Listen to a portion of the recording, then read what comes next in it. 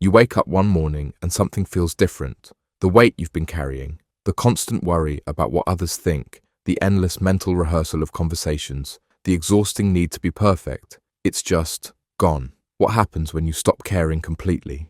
At first, it feels like freedom, pure, intoxicating freedom. You walk into work and don't immediately scan the room to gauge everyone's mood. You don't overthink your outfit or rehearse what you'll say in the meeting. For the first time in years, maybe decades, you're not performing for an invisible audience that never stops watching. But here's what nobody tells you about stopping caring completely. It's not the liberation you think it will be. It's something else entirely. When you first decide to stop caring, it usually comes from a place of exhaustion. You've spent so much energy managing other people's opinions, trying to be the person everyone wants you to be, that you've forgotten who you actually are underneath it all. The decision feels radical, even rebellious. You tell yourself you're done with people-pleasing, done with anxiety, done with the whole charade. And for a while, it works. You speak your mind, without filtering every word through the lens of how it might be received. You make decisions based on what you want, not what you think you should want. You stop checking your phone obsessively, stop replaying conversations, stop lying awake at night wondering if you said the wrong thing. The relief is immediate and intoxicating. You feel like you've discovered some secret that everyone else is too afraid to embrace. You start to wonder why you wasted so much time caring in the first place, but then something strange begins to happen. The people around you start to notice the change, and their reactions aren't what you expected. Some are confused by your newfound directness. Others seem hurt by what feels like emotional distance. A few even seem to miss the version of you that cared too much, even if that version was exhausting to maintain. You brush off their reactions at first. This is exactly what you wanted, to stop being controlled by other people's responses.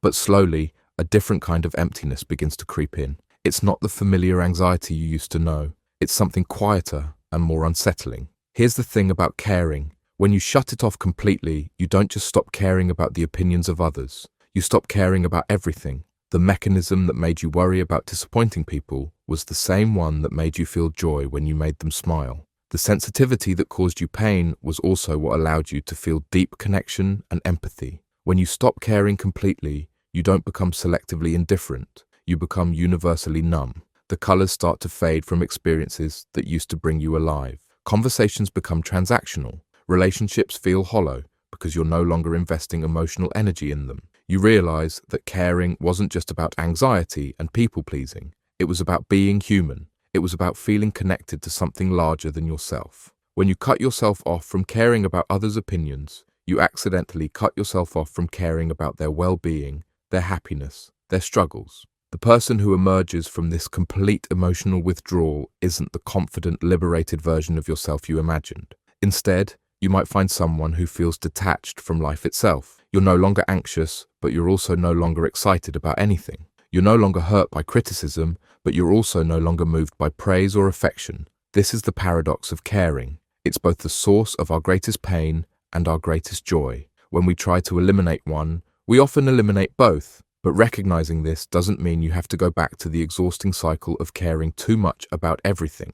There's a middle path that most people never discover, a way of caring that doesn't consume you.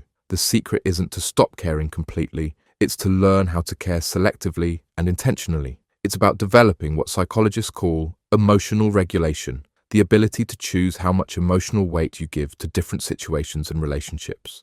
Think about it this way. Caring is like investing. You have a finite amount of emotional energy, just like you have a finite amount of money. If you invest everything in risky ventures, you'll likely lose it all and feel depleted. But if you're too afraid to invest anything, you miss out on all the potential returns. The goal is to become an intelligent investor of your emotional energy. You learn to distinguish between the opinions that matter and the ones that don't. You care deeply about the people and causes that align with your values, and you let the rest roll off your back.